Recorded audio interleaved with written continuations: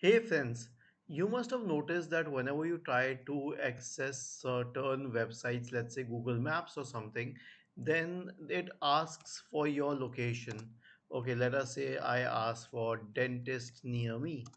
So how would they know that which location to use? So if I click on use precise location, it will automatically ask for my location. It will not pick it up directly. Now, a lot of users may accidentally click on allow and it will start picking up my location. But if I do not want this to happen, if I want to disable this option, then the procedure is as follows. Click on these three dots at the top right corner and select settings from the menu. Now go to privacy and security on the list on the left hand side. In the right pane, select site settings. Click on location. Now we have this option here, sites can ask for your location.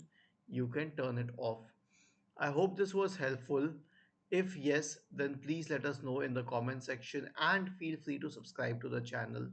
Do not forget to let us know if you are still facing any issues with the procedure.